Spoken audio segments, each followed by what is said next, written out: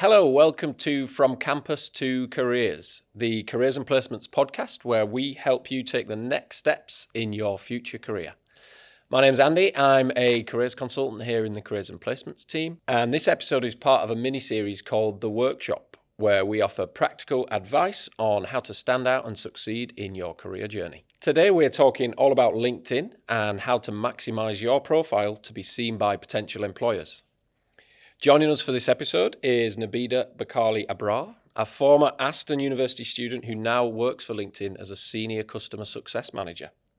She'll be talking about her own career journey, but will also be sharing some insider knowledge on how to enhance LinkedIn profiles, showcase your skills, engage with employers, and build your professional network. Without further ado, let's get on with the show. Welcome, Nabida.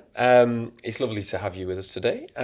First of all, can you tell us a bit about your own experience of Aston and the Careers and Placements team while you were here with us? Of course. So I came to Aston between 2014 and 2018, and I studied business and management. I did it with a placement year, which was, I think, the best decision I ever made because I got to go abroad, I got to stay in the UK, I did a bunch of different things, which were, I think, career changing, and also personally they developed me in a way that I wouldn't have been able to do if I didn't have that placement year. And I think the career placement team was such a massive part of that. I was speaking to someone earlier and I said, the careers and placement team told me how to be intentional in the way I was showing up in front of employers. Because I think when you're a student, you kind of go into those careers fairs, jobs fairs, and you're like, hey, I'm just going to speak to everyone and, give my CV or whatever. But actually, when I spoke to the careers and placements team, they were like, have you actually thought about the conversations you're going to have? What is the follow-up? And I was like, yeah, I did not think about that. And actually, that's where I got the advice to get a LinkedIn profile to actually start having more conversations and better conversations. So definitely, I think the careers and placements team was a key to helping me kind of get ahead and actually get my placement and then get my graduate scheme later on as well. Right, okay. And how popular, do you remember how popular LinkedIn was then when you were studying here? Oh my gosh, 2014. I don't think it was that popular. I think amongst my friends and I was also part of Aston Bright Futures, one of the societies here. And I remember I would talk to people about it and they'd be like, yeah, what is that? Is it just social media of some kind? I was like, no. And no one, I don't think in my friendship circle got LinkedIn at that time, but I was just an eager beaver and I was like, let me see what I can do with it. Trailblazing the way, yeah. And can you tell us then, how has LinkedIn sort of played a part in your journey to where you are now? Yeah, I think it's played a massive role purely because I've been able to connect with, really, really fantastic people that have helped me be where I am. So if I think about kind of 2018, I left uni, I started working in recruitment. Recruitment is a people's game. You need to know people, you need to have connections. And I spent so much time on LinkedIn reaching out to potential candidates, potential employers that I would work with. And in that, it helped me become one of the best recruitment consultants in my area within my first year of being a recruitment consultant. And then when I decided to switch to being a customer success manager, I didn't know anything about customer success. I didn't know what it was. I was like, what is this even a real job title? And I remember reaching out to a bunch of customer success managers on LinkedIn saying, can I have a chat with you? Can we have a coffee? I've read your book. Would you be open to mentoring me? And I got a bunch of messages back. I found mentors. I found people who came in to speak to my entire customer success team. And again, it helped me really learn what customer success was through being able to do all of that networking on LinkedIn. And actually my job in LinkedIn came through me messaging my ex-manager on LinkedIn saying, hey, I'm applying for a job at LinkedIn. I know you used to work there. Can you tell me what I need to do? And he knew the kind of hiring manager I was interviewing with. And boom, he had a conversation with him and the rest is history. And I've been at LinkedIn for over 3.5 years. Wow. So I feel like it's been part of every career transition, every step, whether it's I also have a coaching business on the side. LinkedIn forms part of everything I do. Interesting. And so were you familiar with customer success as a role before LinkedIn? Was that the sort of path you were looking to go into anyway? Yes. So I obviously did 1 year as a recruitment consultant. Then in the same company, I kind of transitioned into customer success. So I did that for about 2.5 years. I then decided to leave that company to go to a scale up did that for about 9 months. And then when I moved into LinkedIn, I knew I just wanted to be in customer success. Even now, I absolutely love customer success. That's where I want to be. And that's where I spend a lot of time building my skills and obviously doing LinkedIn learnings to make sure I'm staying ahead of like what I need to know for the career. Fantastic. Well, very interesting to hear all about your background and I think sort of experiences today. Obviously, we're talking about LinkedIn today as much as possible as well. So for students who might not be using LinkedIn as much now, what's the sort of first step you would say in terms of like starting to build that presence online? I think the first steps are really simple and they're very much around making sure you have a profile photo, you've got, you know, the basics like a summary done, you're kind of like active overall, as in like you're engaging with other people, liking other people's things. And once you feel more comfortable and once you feel like, you know, you have more time and capacity, then starting to post on LinkedIn and starting to create your own content and focusing that around whatever industry, sector, job role it is that you want to go into. So when potential recruiters or hiring managers look at that content, they think, you know what, Nabila looks quite interesting. I'd love to interview her. And once you're at that stage, you've already won kind of half the battle anyway. Okay. And one of the things we often talk to students about is how with CVs, for example, to tailor that towards a very specific job, maybe. Obviously, that's not quite as possible maybe with LinkedIn, a bit more general. Like, would you have any sort of tips or advice around how to at least tailor it maybe to profession or to industry? Would you advise to do that? Yeah. I think if you're very sure that, you know, like for example, I know I want to be in customer success, so I can tailor my entire profile to that and I can talk through what that looks like. But if you're not sure, then it is good to keep it kind of open. And that's what you do in the summary section of LinkedIn. Right. So I know I want to be in customer success. So my summary section pretty much focuses on customer success, what I do, what I've learned, what kind of conversations I want to have with people. But if you're unsure and if you're like, actually really trying to figure things out at the moment, then in that summary section you can say, you know, exploring opportunities, and then you can say maybe a particular industry that you're interested in, even if it's not a particular role. So if you're interested in a tech industry, you could say exploring opportunities within the tech industry. So that way you're not completely kind of refining yourself down to the point where a potential employer or recruiter from, you know, customer success looks at your profile, but actually your profile is all about accounting. They're not going to want to speak to you because they're going to be like, hey, this person's not interested. I don't want to spend my time speaking to this person. Right. Interesting. Thank you. And what would you say are some of the kind of key elements that would make a LinkedIn profile stand out to employers? Especially, I guess, with students who, some of whom may have had a placement year, some of whom may not, some may not have had as much kind of work experience. Are there any sort of key things you would say to stand out? I think the key thing to stand out is one, I think just having a complete profile. The amount of time I speak to people about LinkedIn and then we go on their profiles and they don't have a profile photo. They don't have like anything on there. It's literally just their name and like Aston University, and you're like, what is anyone going to do with that? So that's the first step. Have a complete profile. After that, again, that content creation piece of posting on LinkedIn. The other part is if you don't want to do that, connect with other people, but connect with intention. So when you're connecting, it gives you the option to write a message in there. Every time, make sure you're writing a message because employers, hiring managers, recruiters, whoever are receiving hundreds of connection requests, hundreds of messages. So you need to stand out anytime you send a connection request. Hi, who am I, what I'm looking for, why I'm looking to connect with you. Simple as that, and it makes you stand out. And if you're someone who's done a placement year, so I've actually seen quite a few kind of placement students talk about their placement journey on LinkedIn. And I think that's such a great way to build content and engage people to let them know that, hey, I did a placement year. This is what I learned. This is what I found exciting. And this is what I'm looking to do next. And it's just easy content ideas, but I think it makes you stand out and makes people think, you know what, this person has actually gained all of the key skills I need for this job through this placement year. I want to chat to them. Yeah, great. And is there scope within kind of your profile for additional interests, additional experiences, not all work experience? Like, tell us a little bit more about the sort of profile. Yes, so LinkedIn's very good at that. So you can obviously have volunteering experiences that are separate to like any like actual paid work that you do. So you can add that in. So I used to do volunteering whilst I was actually at Aston, and I've got all of that on there. So anything you do through Aston University, you can do that. Any other volunteering you do outside altogether, you can add that on there.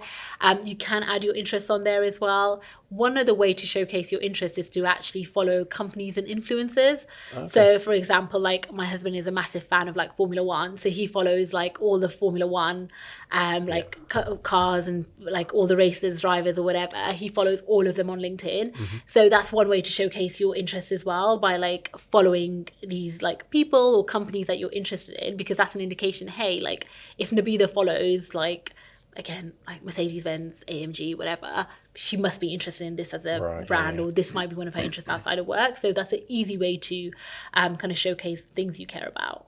Right, interesting. Thank you.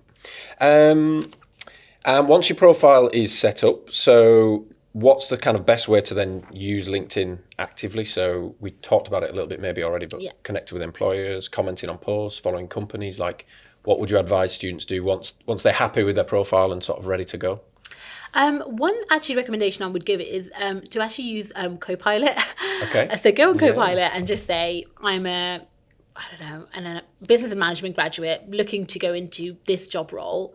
What are some of the key companies that are hiring in the UK for this role? And then press enter and it'll come up with, obviously, actually don't even say key companies, just say top 20, top 30, whatever. Whatever companies it comes out with, follow all of them on LinkedIn, because those are your companies you need to now be going after and seeing what jobs they're posting, who's active, who's doing what. And then after that, you can also ask Copilot to kind of help you craft messages to use to reach out to people. Okay. So once you follow the company, find out like maybe the recruiters there, hiring managers there, get Copilot to write you nice messages. Edit them for your tone. I always say this, please edit your AI messages. People know when you use AI, so edit them. Copy that and send those to the different employers and like hiring managers. And that, again, really helps you stand out and helps you get ahead as well, because not everyone is doing that. Some people are literally just using LinkedIn as a way to, I've got this profile, I'll just keep connecting with people with no real next steps. You need to have next steps. Once you've connected with someone, what are you doing after that? Are you sending them a message to ask for mentoring? Are you sending them a message to ask for referral? What are those next steps? Think about that every time. Otherwise, you're just building kind of a Rolodex of people that you can't do anything with. Yeah. Okay, great. And then what's the most effective way, do you think, in terms of actually then applying for internships or placements, grad roles through LinkedIn? Yeah. Are there any sort of tools or features in particular that maybe students overlook, or how would you navigate that kind of place? So LinkedIn's actually done a lot of work, I would say, in the last year or two to bring more and more kind of early careers onto LinkedIn. Right. Because I think sometimes that's seen as like an overlooked part of LinkedIn, because LinkedIn is seen as so much of like a professional, like mid-manager, a more mature career process. But actually, that's not the case, and that's why we've done a lot of work to bring more early careers onto LinkedIn. So I think it's really simple. Just go onto the jobs tab, start searching, start filtering as well. So, filter again by the companies list that you've identified, filter by jobs, locations. There's also groups you can join as well. So if you're like a graduate that's looking for a particular graduate scheme, type in as a group and see if there's any groups that exist for those graduate schemes, people who might have done those graduate schemes in the past, who can, again, connect you to someone within that business or give you a recommendation of this is what you need to do to get ahead. Because I remember when I was looking for graduate schemes, I reached out to a bunch of people and they gave me advice on like, hey, if you have this assessment center, this is what they're going to ask you, or this is, the core setup of it, this is what you need to prepare for.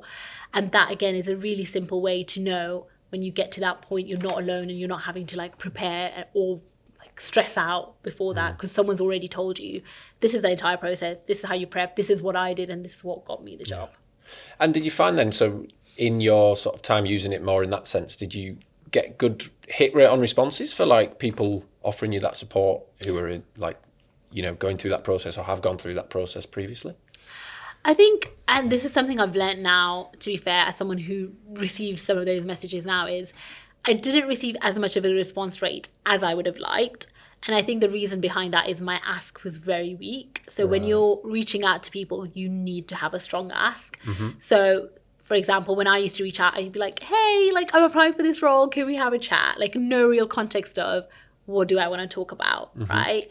How much time am I asking for? Like, do I want an hour? Do I want constant mentorship? Like, and all of these people are super busy. They don't owe me anything to speak to me. And this is something I've learned on the other side now when I receive messages and there's people like, hey, can I speak to you about this? And I'm just like, can you just tell me exactly what it is you want to speak to me about? Can you tell me how much time you need? Because I don't have the time to keep going back and forth. But if you let me know, hi Nabila, I want to speak to you about customer success. I just need 30 minutes of your time. These are some of the key questions. Press enter. I'm going to jump on a call with you straight away because you know what you want. You're not going to waste my time when I'm on that call. And I feel like I'm actually going to be able to help you. So when you're doing those reach outs, think about it from that perspective, because that other person doesn't want to waste their time, but also they don't want to waste your time. It could be possible that you think they are the right person to speak to, but they could be the completely wrong person because they had a completely different experience that's not relevant to what you're looking for. Yeah. Right. Interesting. Yeah. And a big bit of advice we often give our students is to kind of use the alumni from Aston as well. So you've hopefully got that little bit of connection already that they've been in your shoes kind of applying for those jobs in the not too distant past as well. Hopefully that helps the hit rate a little bit maybe as well. 100%. And kind of coming towards sort of the future and looking forward with LinkedIn. So how do you see LinkedIn evolving perhaps over the next few years? Obviously, AI is a big kind of buzzword in every industry and every workplace at the moment, or in the world generally. So is there anything that students can be aware of, or how do you sort of make sure students can stay ahead of the curve a little? So there was a post I saw on LinkedIn, which, okay, I'm going to start from the top actually on this one. So when AI started like coming out and started becoming more common, I actually started getting very stressed. I was like, oh my gosh, I'm going to lose my job. My job can be done by AI. This is it. This is how I become jobless and unemployed, and all of those fears that I'm sure a lot of people are feeling out there.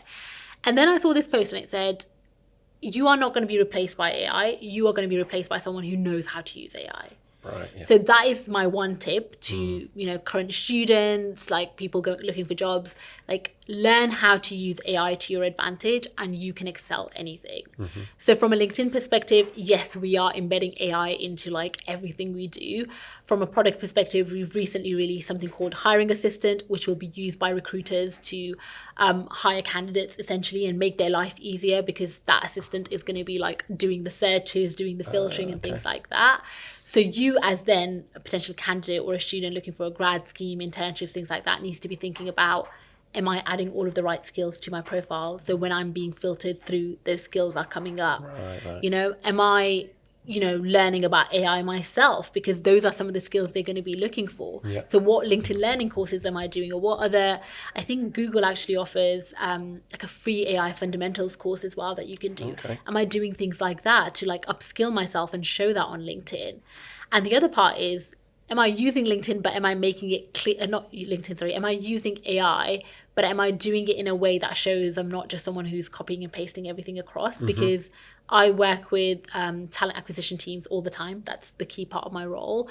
And one of the things they absolutely hate is people who just use AI, copy and paste messages, or use AI to create their entire CV. And when they interview them, the truth is going to come out. If you're not being real, at interview stage, it all comes out. So it's really important that, yes, use AI. Yes, think about how AI is going to start filtering you out, but don't use it to the point where you're not being authentic and true to yourself as well, because interviews, assessment centers are made to filter out people that are not being real, are not going to be a good fit. Cool. It's good to hear reinforcement of the messages that we often are giving our students as well in terms of applications and things. And I think it's interesting that no matter whether it's a person doing that reviewing or new AI tools kind of reviewing, profiles and things, the keywords, the matching to the role and the industry and things are always going to be important, no matter if it's AI or people, really. Well, thank you very much. It's been an absolutely fascinating chat. Interesting to hear more about your background here at Aston, but also in terms of LinkedIn and the support that students can get from LinkedIn. Sounds really exciting time to be working there as well. Thank you very much for joining us today. Thank you.